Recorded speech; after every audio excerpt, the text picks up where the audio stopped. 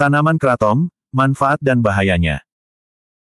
Dalam rapat bersama sejumlah Menteri Ekonomi Kabinet Indonesia Maju pada Kamis, tanggal 20 Juni tahun 2024, Jokowi membahas rencana ekspor kratom. Rapat ini dihadiri Menteri Koordinator Bidang Perekonomian Airlangga Hartarto, Menteri Pertanian Amran Sulaiman, Menteri Perdagangan Zulkifli Hasan, Menteri Keuangan Sri Mulyani, Menteri Pertahanan Prabowo Subianto, Badan Narkotika Nasional BNN, Badan Riset dan Inovasi Nasional BRIN, dan beberapa pihak lainnya. Apa itu tanaman kratom? Mengutip laman BRIN, tanaman kratom, Mitragina speciosa Kort, merupakan tanaman dari famili Rubiaceae yang banyak tumbuh di wilayah Asia Tenggara dan saat ini telah menjadi perhatian global.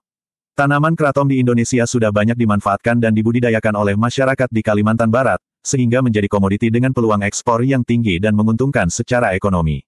Kepala Organisasi Riset Kesehatan ORK BRIN Nilu Putu Indi Darmayanti dalam Focus Group Discussion FGD, dengan tema, Kratom, Perspektif Ilmiah dan Kepentingan Nasional, pada Rabu 31/5 lalu mengatakan secara tradisional tanaman kratom telah banyak dimanfaatkan masyarakat untuk membantu menjaga kesehatan dan kebugaran. Perlu dilakukan banyak penelitian yang harus mendukungnya. Misalnya dari aspek botani, fitokimia, farmakodinamik, farmakokinetik, genetik, molekuler, dan beberapa penelitian klinis dan komunitas, ujarnya.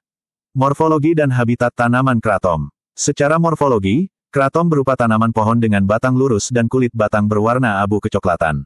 Warna tulang dan urat daun menjadi salah satu parameter pembeda, karena terdapat dua jenis warna, yaitu hijau dan coklat kemerahan. Tanaman kratom biasanya tumbuh subur di daerah dekat aliran sungai pada jenis tanah aluvial yang kaya bahan organik. Karena itu, tanaman ini banyak tersebar di wilayah Asia Tenggara seperti Thailand, Malaysia, Filipina, Kamboja, Vietnam, Papua Nugini, dan tentunya Indonesia. Penggunaan tanaman kratom. Tanaman kratom secara tradisional digunakan di Malaysia dan Thailand untuk mengurangi rasa nyeri, relaksasi, mengatasi diare, menurunkan panas, dan mengurangi kadar gula darah.